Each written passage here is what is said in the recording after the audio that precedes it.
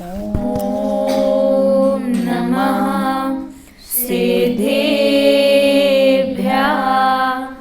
ॐ नमः सिद्धेभ्यः। ॐ नमः सिद्धेभ्यः। वन्दो ज्ञानानन्दकर नेमिचन्द्र गुणगान माधव वन्दित विमल पद पुण्य पयोनिधिनाथ दोष दहन गुण गहन घन हरि करि हरि अरिहर स्वानुभूति रमणी रमन जगनायक जयवन जगनायक जयवन।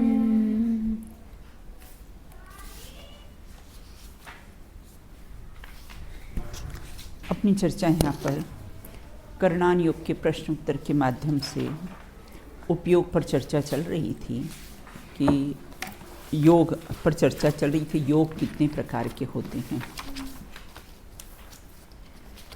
योग कितने प्रकार के होते हैं।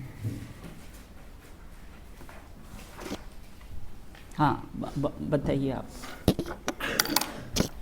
दीदी, योग दो प्रकार के भी होते हैं, मतलब भाव योग और द्रव्य योग, और फिर ऐसे होते हैं कि कषाय योग और अकषाय योग, ये दो भेद भी आते हैं। और फिर 15 भेद आते हैं कि मन योग के 4, वचन योग के 4 और काय योग के 7, ऐसे 15 भेद भी आते हैं। 15 भेद भी आते हैं। शुभोपयोग किसे कहते हैं? शुभोपयोग किसे कहते हैं? हाँ, अनुज्ञा बताइए। दीदी, जो उपयोग मतलब अपने ज्ञान दर्शन, परम भट्टारक यहाँ पे अरिहंत सिद्ध आदि को लिया था, और फिर साधु की श्रद्धा करने में, मतलब पंच परमेश्वरियों की श्रद्धा करने में, और समस्त जीव समूह की अनुकंपा का आचार करने में जो प्रवृत्त है, उसे शुभोपयोग का। हाँ, उसको कैसा शुभोपयोग कहा है। दया, दान, पूजा, भक्ति इत्यादि के जितने भी परिणाम होते हैं वो कैसे हैं, शुभोपयोग कहलाते हैं। हाँ, आगे अशुभ उपयोग किसे कहते हैं?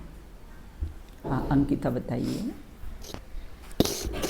यदि जो उपयोग अर्थात ज्ञान दर्शन, परम भट्टारक, देवादिदेव परमेश्वर, ऐसे अरिहंत सिद्ध तथा साधु के अतिरिक्त अन्य उन्मार्ग की श्रद्धा करने में और विषय कषाय, कुश्रवण, कुविचार, कुसंग और उग्रता का आचरण करने में प्रवृत्त है, वह अशुभ उपयोग है।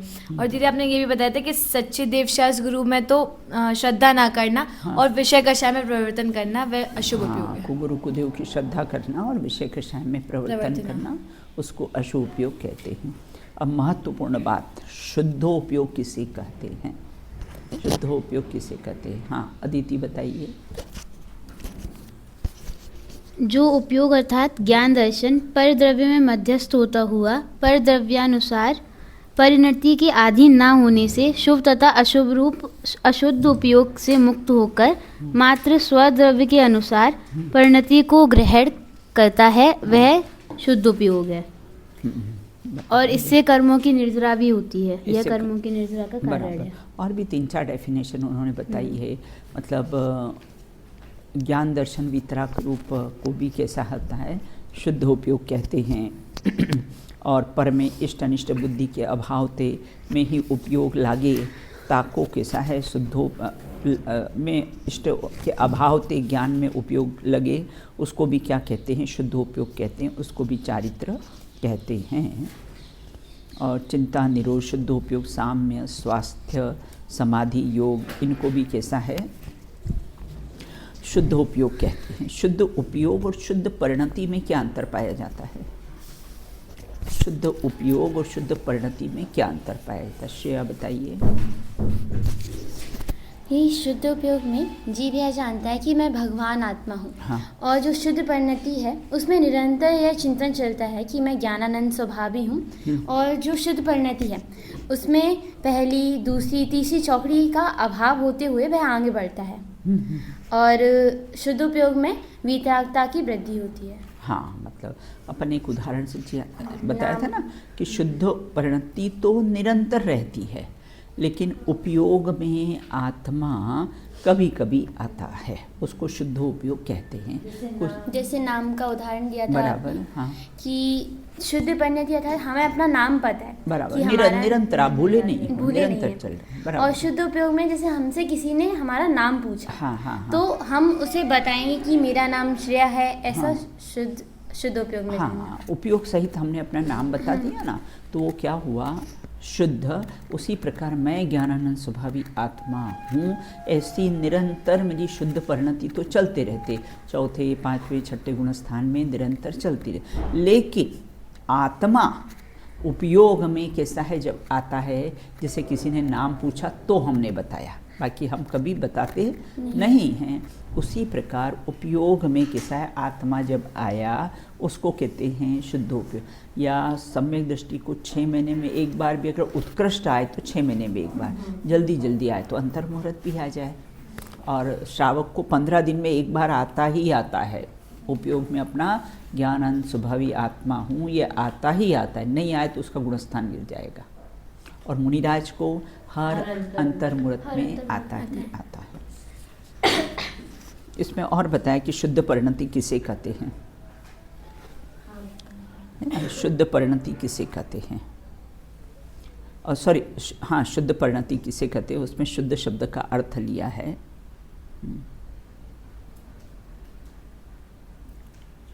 हाँ, बताइए बेटा। दीदी, शुद्ध शब्द का अर्थ है कि मोह, राग, द्वेष आदि विकारी भावों से रहित ऐसा वीतराग रूप परिणाम। और शुद्ध परिणति का मतलब है कि आत्मा के चारित्र गुण की शुद्ध पर्याय को शुद्ध परिणति कहते हैं। ये डेफिनेशन आपको याद रखना है कि आत्मा के चारित्र गुण की शुद्ध पर्याय को शुद्ध परिणति कहते हैं। फिर से एक बार बोलिए। आत्मा के चारित्र गुण की शुद्ध पर्याय को शुद्ध परिणति कहते हैं। हाँ, बिल्कुल, शुद्ध परिणति। इतनी अपनी चर्चा हो चुकी थी, अब आगे अपन चर्चा करेंगे ना। 104 नंबर का क्वेश्चन है अपना, अधःकरण आदि 3 करण कितने स्थान पर होते हैं? कौन कौन से 3 करण हैं? कहाँ पढ़ा है आपने? बराबर, बिल्कुल। तो यहाँ कहते अधःकरण आदि है ना, तो अधःकरण, अपूर्वकरण और अनिवृत्तिकरण ना, त्रिकरण इनको बोलते हैं। 3 करण कितने स्थान पर होते हैं, ये त्रिकरण के परिणाम कितने स्थान पर होते हैं? देखो, पहला तो कहाँ होता है त्रिकरण परिणाम? औपशमिक को छायिक सम्यक्त के लिए कैसा है, ये त्रिकरण परिणाम करता है ना। तो देखो, अधःकरण है ना, पहले उसका अधःकरण कर। अधःकरण मतलब पहले और पिछले समय में समान परिणाम होते हैं, उसको अधःकरण कहते हैं। समय भिन्न और परिणाम कैसे समान? हाँ, बस वही। तो समय कैसा होता है? भिन्न होता है। जैसे आपको 10:01 पे वो परिणाम हुए और मुझे 10:02 पे परिणाम हुए, सेम परिणाम, परिणाम समान और समय कैसा है? भिन्न भिन्न है। वह कैसा है? अधःकरण कहलाता है। अब अपूर्वकरण, चाहे पहले समय हो चाहे दूसरे समय हो, वो अपूर्व स्वयं के भी है ना, अपूर्व परिणाम आएंगे, मतलब हाँ, नए नए और विशुद्धता को लिए हुए परिणाम आएंगे, वह अपूर्वकरण है। बिल्कुल। ये कौन सा गुणस्थान है? अपूर्वकरण 8वां गुणस्थान है। 8वां गुणस्थान मतलब अपूर्वकरण है। तो इसमें जो पहले कभी नहीं आया ना, कई बार अपने को ऐसा होता है ना कि अरे आज तो इतने विशुद्ध परिणाम हुए जब कभी भी नहीं होंगे। मेरे को एक बार ऐसा आया था, मैं गजपंथा गई थी ना और पहाड़ के नीचे खड़ी थी और बस मुझे ये परिणाम आया कि अरे हम तो लोकांतिक देव बनेंगे। वो पहली बार ऐसा परिणाम आया, अपूर्वता को लिए हुए ऐसा परिणाम आया। बिल्कुल। बिल्कुल। तो उसी प्रकार से यहाँ कहते अपूर्वकरण, जो पहले कभी भी ऐसे परिणाम नहीं हुए हो, वो अपूर्वकरण है। अब अनिवृत्तिकरण, तीसरा मतलब नहीं, निवृत्ति है ना। तो पहले और आगे के परिणामों में अनंत गुणी विशुद्धता होती है ना। पहले समय में जो परिणाम हुए हैं मुझे, अगले समय के परिणाम में क्या होगा, और अधिक विशुद्धता लिए हुए होंगे, फिर और आगे आगे और अधिक विशुद्धता लिए हुए होंगे। तो ये परिणाम समान भी हो सकते हैं और किसी असमान भी हो सकते हैं, है ना। तो इस प्रकार ये अधःकरण, अपूर्वकरण कैसा है और अनिवृत्तिकरण है। देखो अब इसकी परिभाषा, मतलब अपने ये ना कि आखिर ये त्रिकरण परिणाम कितने स्थानों पे होता है। एक तो किसके लिए होता है, औपशमिक, है ना। प्रश्न अपना ये था ना, ये तो अपन ने अधःकरण, अपूर्वकरण, अनिवृत्तिकरण के बारे में जान लिया है। अब कहते अधःकरण आदि त्रिकरण कितने स्थान पर होता है। औपशमिक एवं छायिक सम्यक्त्व के लिए क्या होता है, कब करता है त्रिकरण परिणाम ये, या तो औपशमिक सम्यक्त्व हो या छायिक सम्यक्त्व के लिए त्रिकरण परिणाम करता है। दूसरा अनंतानुबंधी कसाय चतुष्की विसंयोजना के लिए और चारित्र मोहिनी की 21 प्रकृतियों की या तो उपशमना हो या क्षय हो, है ना। अपने श्रेणी के दो भेद करे थे ना, उपशम श्रेणी और छपक श्रेणी। 21 चारित्र मोहिनी की 21 प्रकृतियों के उपशम के लिए उसको उपशम श्रेणी करते, और इनको क्षय कर दिया उसको कैसे हैं, छपक श्रेणी कहते हैं। तो यहाँ कहते अनंतानुबंधी कसाय चतुष्क की विसंयोजना के, देखो अपना ये है ना, इसमें आपका क्वेश्चन नंबर है, देखो इसमें विसंयोजना आया है ना, क्वेश्चन नंबर 74 में ना विसंयोजना इसमें लिखा है ना, अनंतानुबंधी कसाय चतुष्क की विसंयोजना के लिए, बिल्कुल है ना।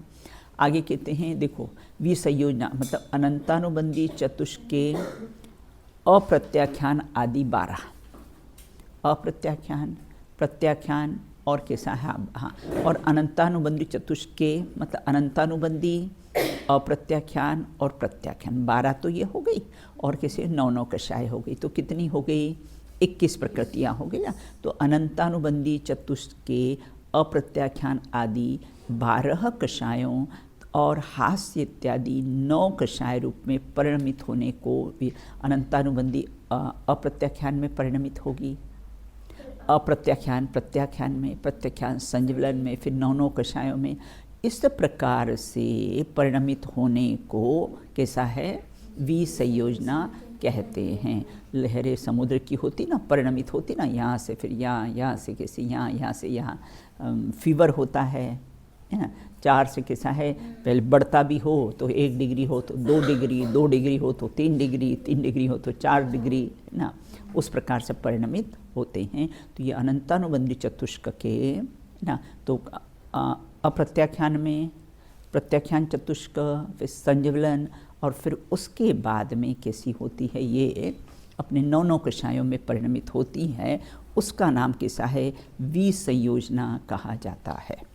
तो इसमें आया है ना, अनंतानुबंधी कषाय चतुष्क के विसंयोजना के लिए, है ना, चारित्र मोहिनी आदि की 21 प्रकृतियाँ, 21 प्रकृतियाँ वही हो गई, है ना। 12 और 9 अप्रत्याख्यान, प्रत्याख्यान, संज्वलन की, और 9 कषाय, तो किसी 12 कषाय, ये 21 कषाय की उपशमना मतलब उपशम के लिए, तथा छपड़ा, छपड़ा मतलब क्षय के लिए करने के लिए अधःकरण आदि 3 करण होते हैं। ये त्रिकरण कब होते हैं, प्रश्न था ना कि कितने स्थान पे होता है। तो या तो उनके क्षय करने के लिए, उन कर्म प्रकृतियों के क्षय करने के लिए, या तो उपशम करने के लिए यह जीव के साथ त्रिकरण परिणाम करता है।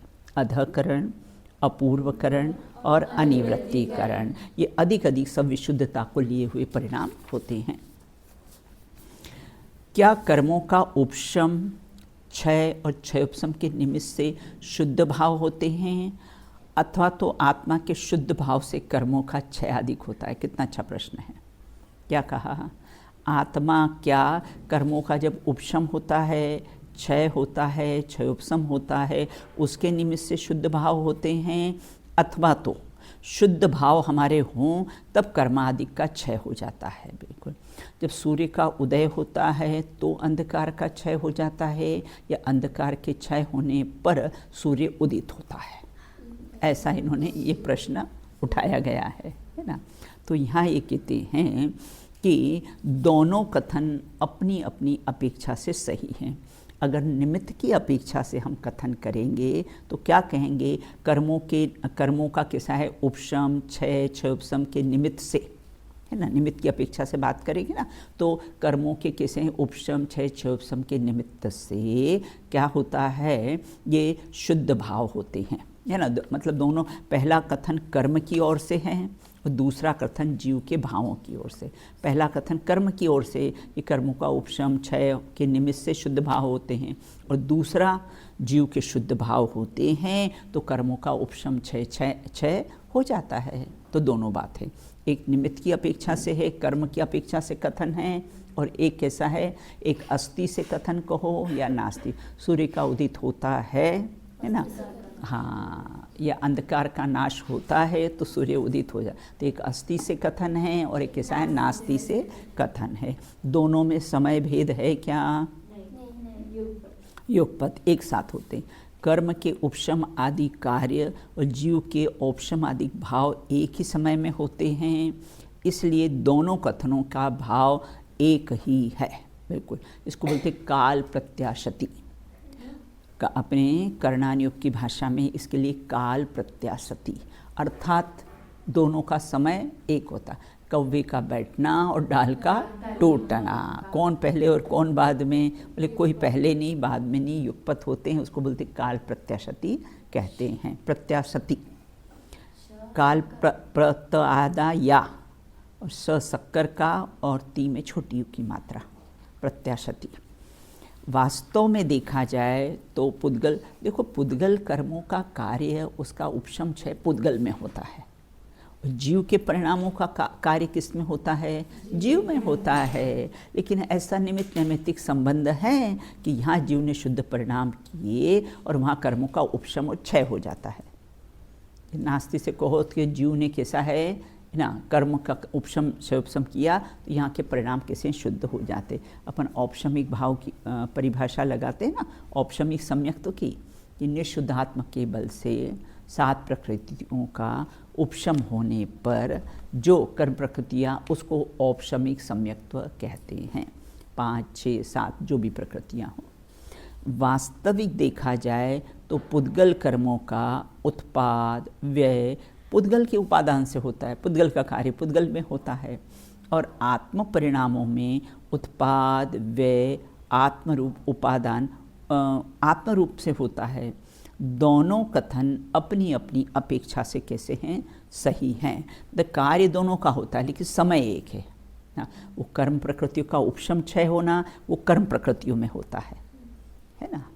जैसे ना होता है ना, हथकड़ी पहनाई, तो हथकड़ी पहनाई तो वो हथकड़ी में ही पहनते हैं ना, लेकिन कहा क्यों जाता है, जीव बंधन को प्राप्त हुआ, जबकि होता तो किस में है, यहाँ जीव ने अपराध, उसके परिणाम अलग, और जो हथकड़ी हुई हथकड़ी में ही पहनाई जाती है। बिल्कुल, उसकी नॉब उसमें ही लगाई जाती है। उसी प्रकार जीव का परिणाम कैसा है, जीव में होता है, और पुद्गल के कर्म का उपशम क्षय कैसा है, पुद्गल में ही, कर्मों में ही होता है। लेकिन दोनों में क्या कहते हैं, समय एक होता है। इसलिए ऐसा कहा जो कि प्रश्न उठाए ना कि क्या कर्मों के उपशम क्षय उपशम के निमित्त से शुद्ध भाव होते हैं, या आत्मा के शुद्ध भावों से कर्मों का क्षय वगैरह होता है। बोले दोनों कथन सही हैं, एक कर्म की अपेक्षा से हैं और एक जीव की अपेक्षा से कहे गए हैं। तो वास्तव में देखा जाए तो पुद्गल कर्मों में उत्पाद व्यय पुद्गल के उपादान से होता है। उपादान का अर्थ क्या होता है, निज शक्ति। पुद्गल की निज शक्ति बेटा, है ना, और जीव में जीव की निज शक्ति। बिल्कुल, तो उपादान का अर्थ होता है कैसा है, निज शक्ति। तो आत्म परिणामों में उत्पाद व्यय आत्मस्वरूप उपादान से होता है। दोनों कथन अपनी अपनी अपेक्षा से सही है। अपराध मात्र जीव का है और पुद्गल कर्म का नहीं। इसलिए अपराध जीव का है ना, तो सजा भी जीव को मिलती है। सजा भी किसको मिलती है? जीव को मिलती है, पुद्गल को नहीं मिलेगी बिल्कुल। तो अपराध मात्र जीव का है, पुद्गल अर्थात कर्म का नहीं है। अपराध का अभाव भी कौन करता है? बांधता भी जीव ही है ना। और उसका क्षय भी कैसा है? उपशम क्षय भी कैसा है? जीव ही करता है। अभाव भी कैसा है? जीव ही करता है। इसलिए उपदेश किसको दिया जाता है? कर्म प्रकृतियों को उपदेश नहीं दिया जाता है कि भाई तुम मत बंधो, इतने बंधो, उतने बंधो, है ना। तो ऐसा नहीं उपदेश दिया जाता है। उपदेश किसको दिया जाता है? जीव को उपदेश दिया जाता है। जो समझता है ना उसको ही उपदेश दिया जाता है, बिल्कुल, है ना। जीव को ही उपदेश दिया जाता है, क्योंकि जीव ही चेतनवान है, इसलिए जीव कर्मों को उपदेश नहीं दिया जाता है, बिल्कुल। अब कर्मों को उपदेश नहीं दिया। अब कहते हैं विग्रह गति। किसे कहते हैं विग्रह गति? विग्रह और गति। विग्रह मतलब शरीर, गति तब उस शरीर को प्राप्त करने के लिए जो गति हो, विग्रह गति कहला। अभी हम यहाँ से मनुष्य पर्याय को छोड़कर, है ना, जब दूसरी पर्याय धारण करें, कितना कम समय में बेटा, अधिक से अधिक 3 समय, अधिक से अधिक 3 समय में, है ना। और रिजु गति से कभी गमन करें तो एक ही समय में जाकर, बिल्कुल, है ना। मतलब यहाँ डेथ हुई और वो तो चला जाता, फिर तुम डॉक्टर को बताओ कि भाई डेथ डिक्लेयर करे, ये करे, जो तुम्हारी प्रोसेस करना करो, बिल्कुल। बाकी जीव तो कैसा है? अधिक से अधिक 3 समय जाके वहाँ पर कैसा है? जन्म ले लेता है। हाँ, गौमूत्रिका गति, बिल्कुल। उसको गौमूत्रिका गति होते हैं। अपने विग्रह गति के 4 भेद होते हैं। उसमें कैसी है? एक गौमूत्रिका गति होती है। अपन तत्वार सूत्र में पढ़ा था ना कि मतलब बहुत आड़े तिरछे परिणाम हो। बहुत से लोग बोलते हैं बहुत मायाचारी के परिणाम करते, कहना कुछ करना कुछ, बिल्कुल। तो वो उसका गमन किस में होता है? गोमूत्री गति से। जिसके सरल परिणाम होता है ना उसका रिजु गति से गमन होता है। और जिसके आड़े, और ज़्यादातर जिसको स्थावर में जाना हो ना तो वो गोमूत्री गति से जाएगा। पृथ्वी का है, जल का है, अग्नि का है, वायु का है, वनस्पति का है, ये 5 स्थावर में जिसको जन्म लेना हो ना वो गोमूत्री का गति से उसका गमन होता है। हाँ, बहुत आड़े तिरछे परिणाम, बिल्कुल। तो यहाँ ये कहते हैं विग्रह गति, समझ में आ गया ना। मतलब विग्रह मतलब शरीर को धारण करने के लिए जो गति होती है उसको कैसी है? विग्रह गति कहते हैं। विग्रह गति में आत्मा कौन कौन से गुणस्थानों में होता है? समय तो बहुत अल्प रहता है, लेकिन वहाँ गुणस्थान कौन सा हो सकता है ना। तो किन गुणस्थानों से परिणाम से जीव कैसा है? परभव में जाता है, बिल्कुल। प्रथम मिथ्यात्व, विग्रह गति में मिथ्यात्व। द्वितीय साधन, और चतुर्थ, हाँ, चतुर्थ गुणस्थान के परिणाम। इसमें छठवां मुनिराज कभी नहीं जाते हैं, है ना। मुनिराज अगर होंगे भी ना, यहाँ मुनिराज होंगे ना, और अगर विग्रह गति में जाएंगे तो गुणस्थान उनका चौथा हो जाएगा, है ना। जैसे मुनिराज यहाँ से, अब यहाँ से देवगति में गए, यहाँ तो 6वां 7वां गुणस्थान है, यहाँ तो सकल संयम के धारी हैं, यहाँ तो महाव्रत के धारी है। और वहाँ जाकर क्या होता है? विग्रह गति में जाकर कैसा है? उनका चौथा गुणस्थान। तो प्रमोशन से डिमोशन हो गया है ना। प्रमोशन से क्या हुआ? डिमोशन हुआ, बिल्कुल।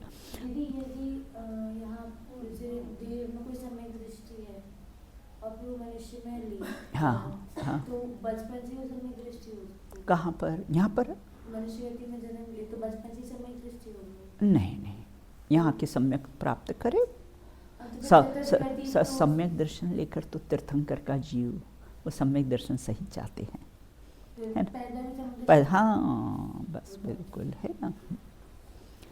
तो यहाँ ये कहते हैं कि इस प्रकार से कौन से गुणस्थान में ना विग्रह गति आप लोग को समझ में आ गई ना।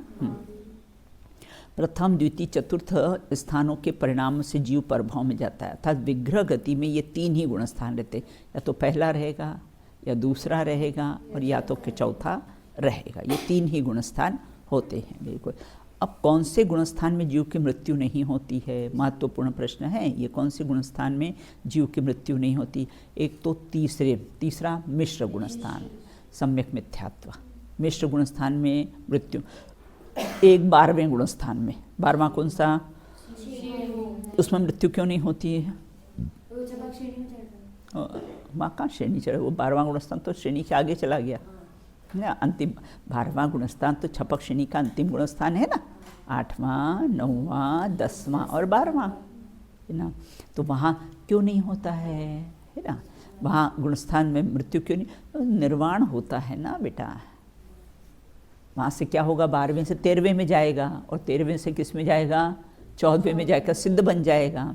इसलिए वहाँ मृत्यु नहीं होती है ना। तीसरे में नहीं, 12वें में नहीं और 13वें गुणस्थान में भी नहीं, निर्वाण ही होता है बिल्कुल। तो जीव की मृत्यु नहीं होती। कहा भी है ना, मिश्र क्षीण संयोग 3 में मरण न पावे।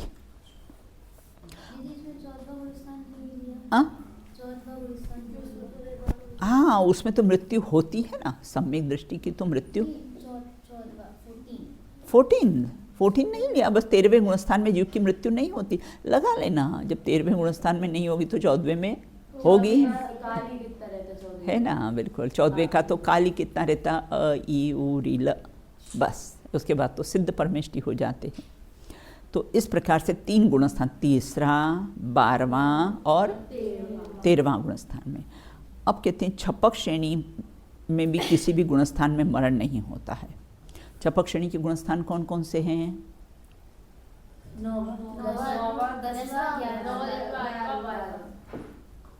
क्रम तुमने भंग किया है, बोले तो सही है लेकिन क्रम भंग किया है ना। छपक श्रेणी के गुणस्थान कौन से होते हैं? 9वां 10 12वां, ये छपक श्रेणी के गुणस्थान होते हैं ना। तो हाँ, इनमें भी कैसा है, मरण होता नहीं, क्योंकि आगे ही आगे चढ़ता जाता है, निर्वाण ही होना है उसको, तो इसलिए उसमें भी मरण नहीं होता है। उपशम श्रेणी के 8वें गुणस्थान के प्रथम भाग में भी मरण नहीं होता है।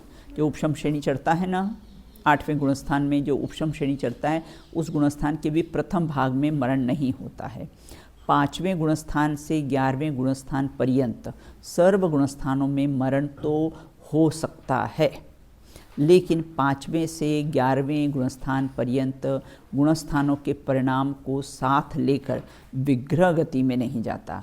मरण होते ही विग्रह गति में प्रथम समय में ही कैसा है, चौथा गुणस्थान हो जाता है। अगर मुनिराज यहाँ पर हो, अगर पंचम गुणस्थान वर्ती भी हो, तो भी श्रावक श्राविका आरिका एलक क्षुल्लक जो भी हो ना, तो अगर विग्रह गति में आएंगे तो उनका गुणस्थान चौथा हो जाएगा। बोलो बेटा। ऐसा कौन सा गुणस्थान था जिसमें नियम से गिरते ही हैं? 11वां नियम से गिरते हैं, जिससे वापस वो छपक श्रेणी लेके आते हैं।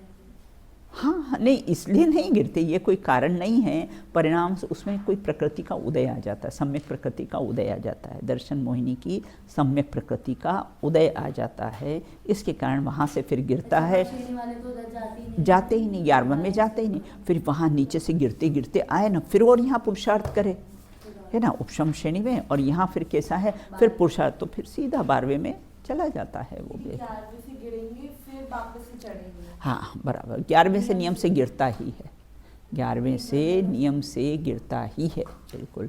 और उसके बाद फिर गिरते गिरते आए, 6वें 7वें तक आए, है ना। हाँ, और फिर कैसे हैं, फिर वो पुरुषार्थ करे तो फिर छपक श्रेणी मान ले। और जनरली ऐसा होता है ना, एक बार फेल होने के बाद फिर तगड़ी मेहनत होती है ना। एक बार फेल होने के बाद कैसा है, एक बार मैच हार जाते हैं ना, तो फिर दुगना उत्साह कैसा है आ जाता है। उसी प्रकार से यहाँ ये कहते हैं कि आए गिरते गिरते 6वें 7वें तक आए, और फिर यहाँ से उपशम श्रेणी से गिरे और छपक श्रेणी मान ले, बिल्कुल मान ले।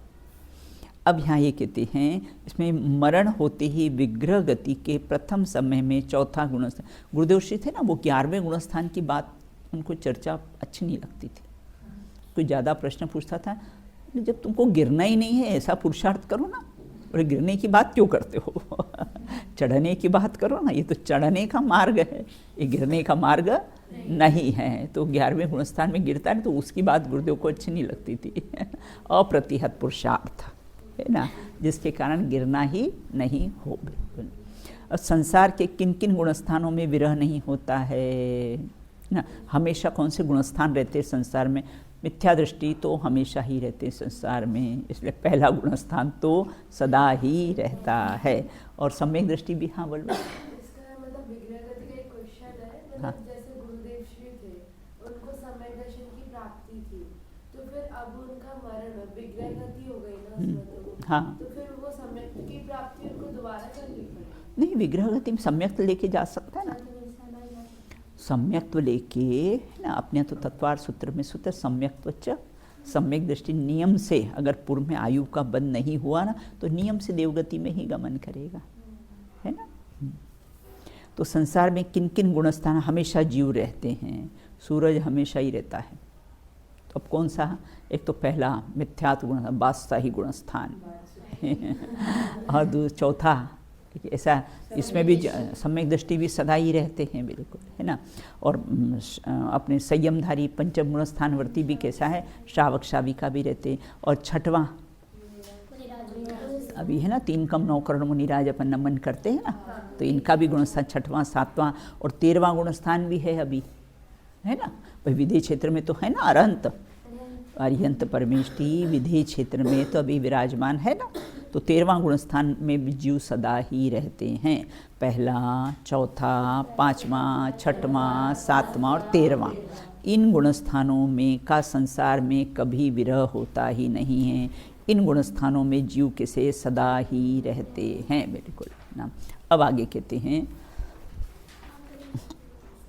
अप्रतिपाती गुणस्थान। अप्रतिपाती, अ मतलब नहीं, जो गिरता नहीं हो, तो इसे नहीं गिरने वाले गुणस्थान कौन कौन से? प्रतिपाती मतलब गिरना, और अप्रतिपाती मतलब नहीं गिरना। अब 12वां, 13वां और 14वां और छपक श्रेणी का 8वां, 12वें गुणस्थान से कोई गिरता ही नहीं है ना। 13वें गुणस्थान से सब ऊपर ही ऊपर जाते हैं बेटा, अब नीचे नहीं आएंगे, है ना। और कैसे 14वां से भी कैसा है? अयोग केवली, गिरता नहीं। और छपक श्रेणी का 8वां, 9वां, 10वां, 12वां, इससे भी नहीं गिरते हैं। 9वां, 10वां, ये सब गुणस्थान कैसे? अप्रतिपाती गुणस्थान हैं, चढ़ने के गुणस्थान हैं। मतलब ये गुणस्थान ऐसे, इसमें एक बार चढ़ जाओगे ना तो फिर आप नीचे उतरोगे नहीं, बिल्कुल। लिफ्ट में तो ऊपर अगर चढ़ोगे तो नीचे उतरोगे, वहाँ तो स्टैच्यू में सबसे ऊपर चढ़ भी गए तो क्या है? संसार में तो ऊपर चढ़ेगा, जो नीचे उतरेगा ही। आज बहुत बढ़िया पोस्ट पे है, ये है वो है, और कैसा है फिर बाद में कैसा है? रिटायरमेंट में नीचे आना ही है। तो संसार के सब पद तो कैसे हैं? नीचे ही आने वाले, इसलिए इसको अपद कहा है, अपद कहा है। और एक सिद्ध पद है, ऐसा पद है जो कैसा है? एक बार सो चढ़े, ये गुणस्थान के जो है ना, तो ये चढ़े सो चढ़े, बिल्कुल, है ना। तो इस प्रकार से 12वां, 13वां, 14वां कैसे हैं? ये छपक श्रेणी का 8वां, 9वां, 10वां गुणस्थान अप्रतिपाती। अतः इस गुणस्थान में जीव नीचे न जाकर कैसा है? ऊपर निर्वाण को ही प्राप्त होता है।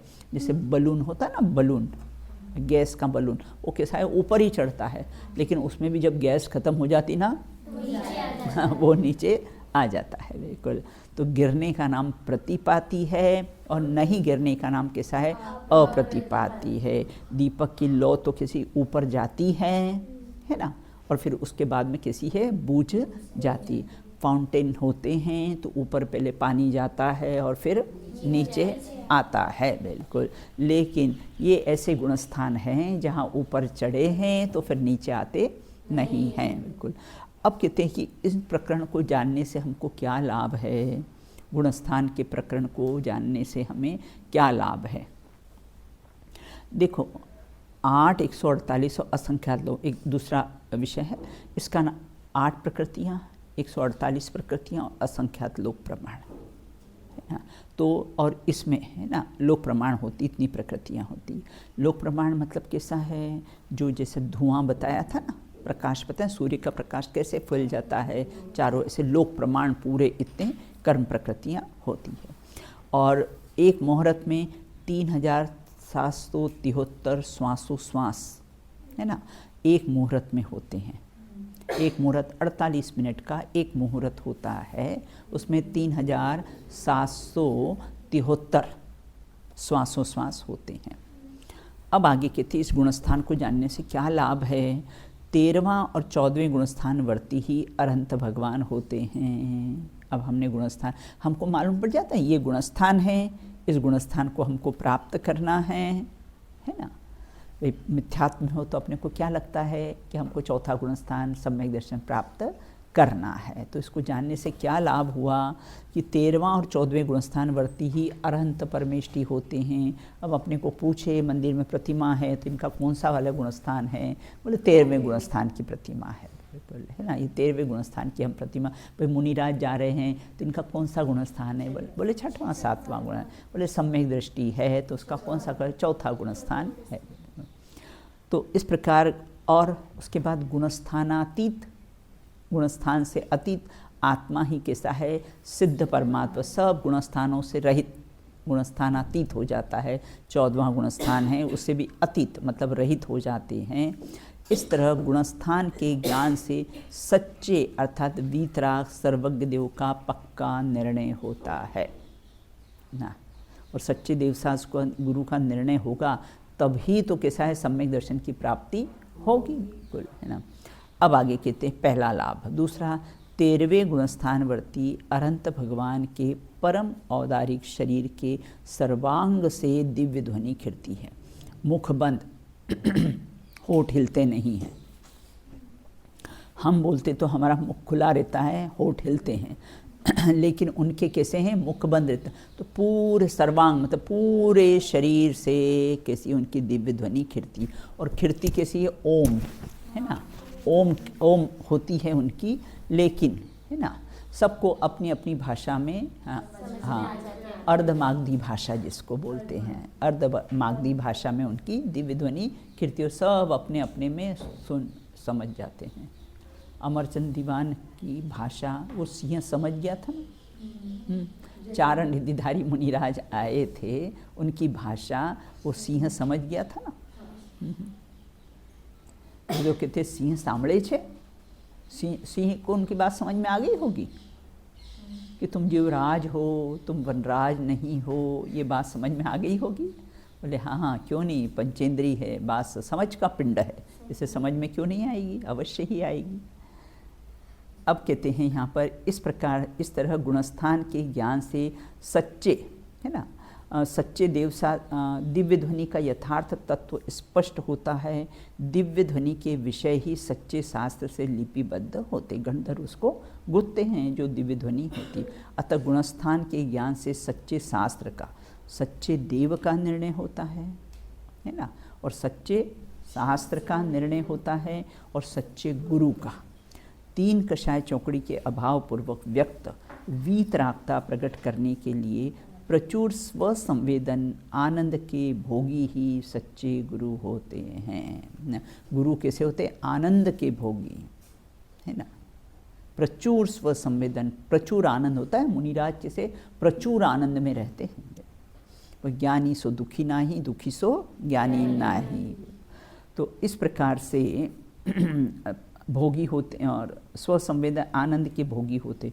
तो भोगी होते हैं कि योगी होते हैं, भोगी भी होते हैं योगी भी होते हैं, है ना। मन भजन काय का अवलंबन नहीं होता है तो योगी भी होते हैं, और अपने अतीन्द्रिय आनंद का निरंतर रसास्वादन करते हैं तो भोगी भी होते हैं। ऐसे गुरु 6वें 7वें गुणस्थान वर्ती रहते हैं, अथवा ये महापुरुष 8वें गुणस्थान के उपरिम, है ना, 8वें गुणस्थान से उपरि मतलब के गुणस्थानों में ही विराजमान रहते हैं। और इसलिए गुणस्थान के ज्ञान से ही सच्चे साधु का ज्ञान स्पष्ट होता है। तो अपने को क्या लाभ हुआ गुणस्थान को पढ़ने से, कि सच्चे देव, सच्चे गुरु और सच्चे शास्त्र, इनका अपने को कैसा है ज्ञान होता है। और सच्चे देवसास गुरु के श्रद्धान से ही सम्यक दर्शन की प्राप्ति हो, और सम्यक दर्शन की प्राप्ति होने पर मोक्ष मार्ग प्रशस्त होता है। और मोक्ष मार्ग प्रशस्त होगा, रत्नत्रय प्रकट होगा तो कैसा है, मोक्ष प्रकट हो जाएगा। अर्थात हमेशा हमेशा के लिए दुखों से छुटकारा, कर्मों से छुटकारा। अब गुणस्थान के ज्ञान से क्या मात्र देव शास्त्र गुरु का ही यथार्थ निर्णय होता है, हमें व्यक्तिगत कुछ लाभ नहीं होता है, ये बताइए, आपने शिष्य ने क्या प्रश्न पूछा है कि मात्र क्या देवसास गुरु का ही ज्ञान होता है, हमको व्यक्तिगत भी कुछ लाभ होता है कि नहीं होता है? क्यों नहीं? देवसास गुरु के संबंध से सच्चा जो निशंक निर्णय यथार्थ प्रतीति होती, 3 वाक्य आपने समझे थे ना, याद कराए थे ना। मैं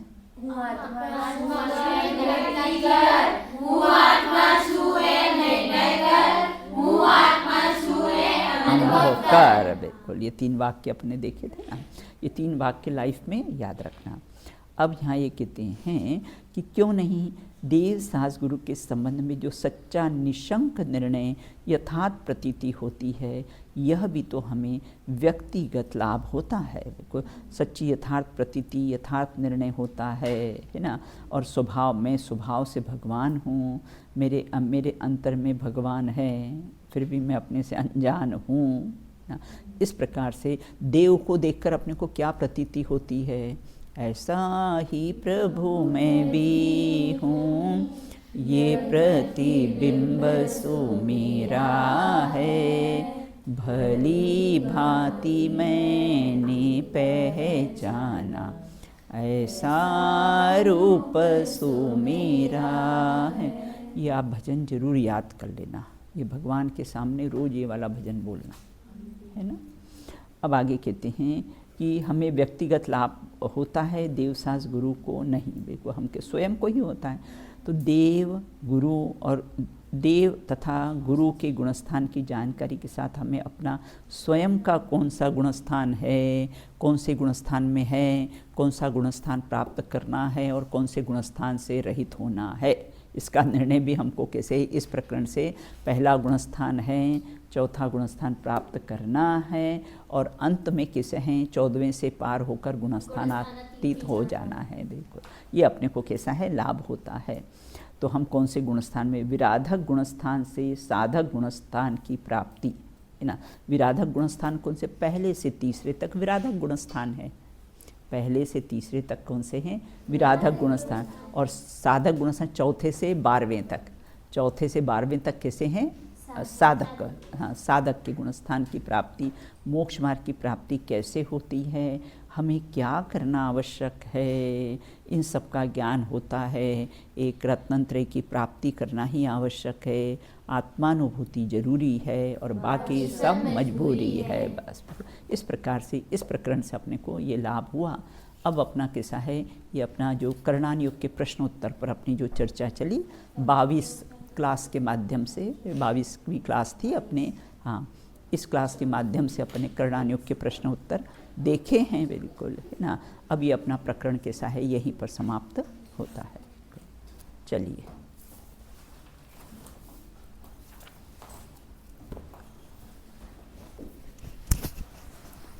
चलो बोलिए। सर्वज्ञ शासन जयवंत वर्ते, निर्ग्रंथ शासन जयवंत वर्ते, अरे पर की निंदा प्रशंसा स्वयं की, करते समय शक्ति बुद्धि न खोवे, दुर्भाव मन में भी आवे कभी ना, निर्दोष सम्यक जयवंत वर्ते, गुरुवर का गौरव सदा हो हृदय में, बहे ज्ञान धारा सुआनंदकारी, धुल जाए सब में समता की धारा, बढ़ते ही जाए सुआराधना में, बढ़ते ही जाए सुआराधना में। बोलिए अंतानंत सिद्ध परमेष्टि भगवंतों की जय हो। नित्य बोधनी द्वादशांगमयी जिनवाणी माता की जय हो। समस्त वीतरागी संतों की जय हो। अंतिम शासन नायक भगवान महावीर स्वामी की जय हो। अहिंसा परमो जैन धर्म की जय हो। अष्टानिका महापर्व की जय हो। कर्णानुयोग के महान ग्रंथों की जय हो। एक साथ बोलिए जय जिनेन्द्र जय जिनेन्द्र।